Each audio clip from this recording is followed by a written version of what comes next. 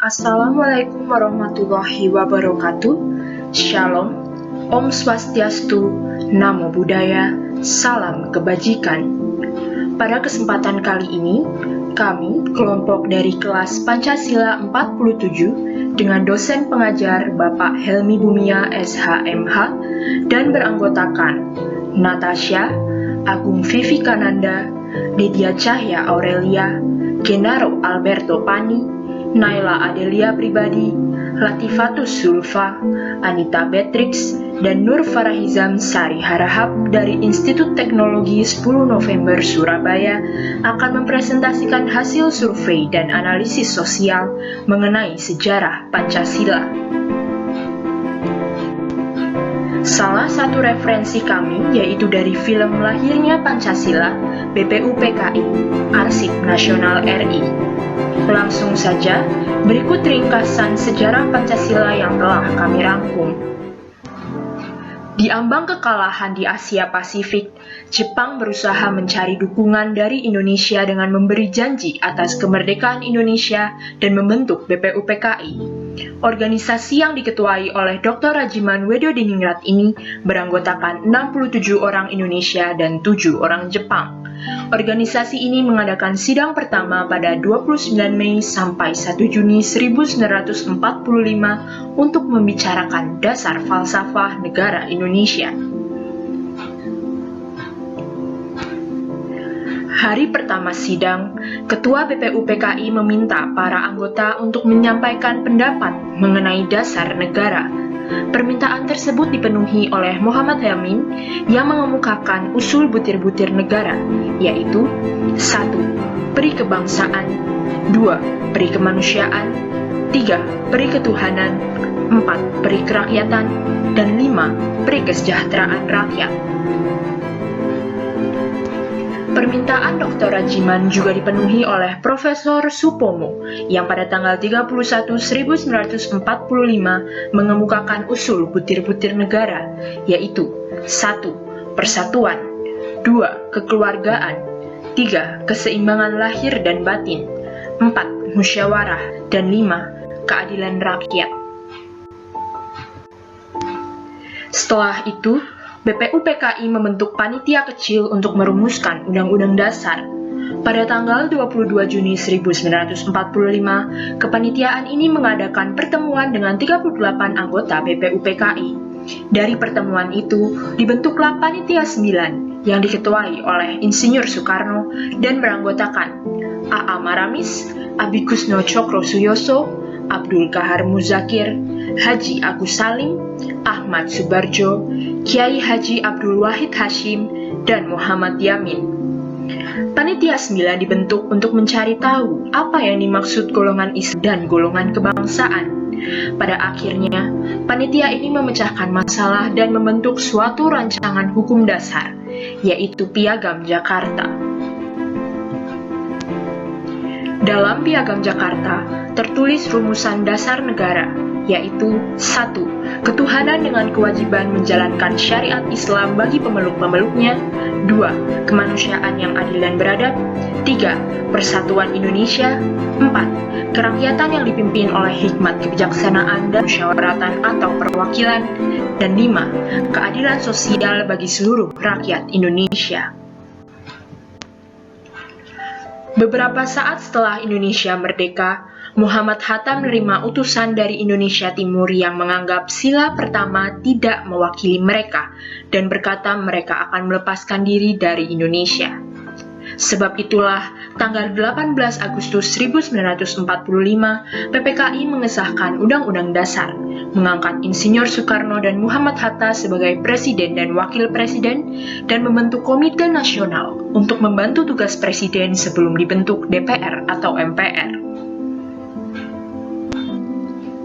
Berkaitan dengan Undang-Undang Dasar, terdapat beberapa perubahan yang terjadi, yaitu yang pertama, Mukadimah menjadi pembukaan. Kedua, pada alinea keempat, ketuhanan dengan kewajiban menjalankan syariat Islam bagi pemeluk-pemeluknya menjadi ketuhanan yang Maha Esa. Yang ketiga, alinea keempat, menurut kemanusiaan yang adil dan beradab menjadi kemanusiaan yang adil dan beradab. Yang keempat, pada pasal 61, Presiden ialah orang Indonesia asli dan beragama Islam. Menjadi presiden adalah orang Indonesia asli. Dan yang terakhir, sejalan dengan usulan kedua, pasal 29 pun berubah. Sejak saat itulah, 1 Juni diperingati sebagai hari lahirnya Pancasila yang kemudian diresmikan pada tanggal 18 Agustus 1945 sebagai dasar negara. Ideologi Pancasila diletakkan sebagai ideologi bangsa yang menjiwai berbagai gerakan kehidupan politik dan kemasyarakatan bangsa Indonesia. Berikut adalah kelima sila pada Pancasila yang kita anut hingga saat ini.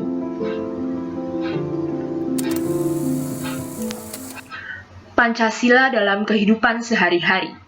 Kami telah melakukan survei kepada lebih dari 10 orang terkait penerapan Pancasila dalam kehidupan sehari-hari. Yang pertama, mengenai seberapa tepat Anda menghafal Pancasila. Hasil survei menunjukkan bahwa hanya 1 dari 13 responden yang mengatakan belum hafal dengan tepat kelima sila dalam Pancasila. Kemudian, apakah Anda telah menerapkan Pancasila dalam kehidupan sehari-hari? Dan seberapa sering Anda menerapkan Pancasila? 92,3% responden telah menerapkan Pancasila dalam kehidupan sehari-hari, dengan 6 orang mengatakan bahwa melakukannya hampir setiap hari, 5 orang sering, dan 2 orang masih jarang. Terkait penerapan Pancasila, kemudian ditanyakan kepada responden apa saja yang menurut mereka termasuk dalam penerapan Pancasila dalam kehidupan sehari-hari. Berikut merupakan contoh penerapan sila pertama pada Pancasila menurut responden, yaitu toleransi antar umat beragama, beribadah dan menjalankan perintah agama sesuai dengan kepercayaan masing-masing, menghormati ritual keagamaan, beribadah di tempat ibadah masing-masing, tidak ikut berdebat kait agama di media sosial, dan sebagainya.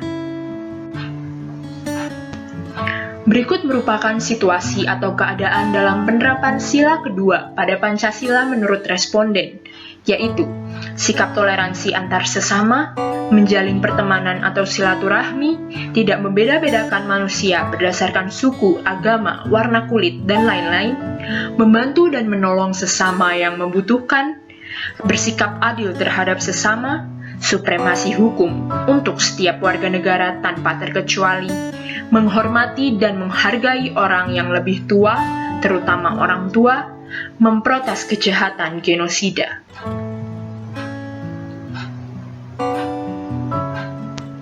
Berikut merupakan pandangan responden terkait contoh penerapan sila ketiga pada Pancasila, yaitu gotong royong atau kerja bakti, membantu tetangga atau teman yang sedang kesusahan, persatuan Indonesia yang berarti tidak terpisah-pisah atau berkelompok, menjaga persatuan dalam keluarga dan tetap mengedepankan kepentingan bersama, cinta tanah air, misalnya membeli dengan bangga, memakai produk dalam negeri, tidak membeda-bedakan, apalagi yang populer sekarang yaitu dark joke yang disalahgunakan. Pandangan responden terkait contoh penerapan sila keempat pada Pancasila yaitu sebagai berikut. Mendengar dan menghargai pendapat orang lain pada saat diskusi, selalu mengedepankan musyawarah mufakat dalam setiap pengambilan keputusan. Yang ketiga, tidak golput. Dan yang terakhir, pandangan responden terkait contoh penerapan sila kelima pada Pancasila, yaitu sebagai berikut. Membagi sesuatu berdasarkan haknya secara adil, setiap warga negara berhak atas jaminan hidup dalam berbagai hal, adil dan tidak pilih kasih, menghormati hak dan kewajiban orang lain, pemerintah tidak memandang bulu warganya, semuanya sama di mata hukum, bersikap adil terhadap sesama, terlepas dari atribut yang melekat pada orang tersebut, seperti agama, ras, pekerjaan, dan lain-lain. Penerapan Pancasila di lingkungan sekitar. Ditanyakan kepada responden apa pendapat mereka tentang penerapan Pancasila dalam kehidupan sehari-hari di lingkungan sekitarnya. Untuk pertanyaan, menurut Anda, apakah lingkungan di sekitar Anda sudah menerapkan nilai-nilai Pancasila dengan baik? Pada hasil survei, diketahui bahwa menurut responden, sebesar 76,9% warga di lingkungan sekitarnya telah menerapkan nilai-nilai Pancasila dalam kehidupan sehari-hari dengan baik, dan 23,1% menyatakan sebaliknya. Berikut adalah alasan responden terkait penerapan nilai Pancasila di lingkungan sekitarnya. Untuk yang terlaksana dengan baik, yang pertama, secara tidak sadar mereka telah melakukan penerapan dari kelima sila Pancasila. Yang kedua, Indonesia merupakan negara yang berkebudayaan dalam berperilaku. Sikap menerapkan nilai-nilai Pancasila sudah diajarkan sejak dini dan menjadi kebiasaan dalam kehidupan sehari-hari. Yang ketiga, sejujurnya belum sempurna, tetapi lebih banyak yang menerapkan. Dan yang terakhir, warga atau masyarakat dapat melaksanakan ibadah dengan lancar dan baik. Selain itu, terdapat kegiatan rutin setiap minggu untuk melaksanakan kerja bakti, sehingga dapat mempererat silaturahmi dalam rasa persaudaraan. Serta terdapat rapat RT atau RW yang banyak dihadiri oleh warga setempat dalam menyikapi berbagai hal ataupun permasalahan yang timbul dalam dinamika politik yang ada di Indonesia ini. Untuk yang terlaksana dengan kurang baik, di era makin majunya teknologi informasi, banyak yang menanamkan nilai-nilai yang bertentangan dengan Pancasila. Kemudian, di lingkungan saya, semua keputusan ditentukan perorangan dan kurang musyawarah. Dan yang terakhir, kurangnya pemahaman Pancasila. Sekian dari kelompok kami. Terima kasih atas waktu dan perhatiannya. Semoga bermanfaat.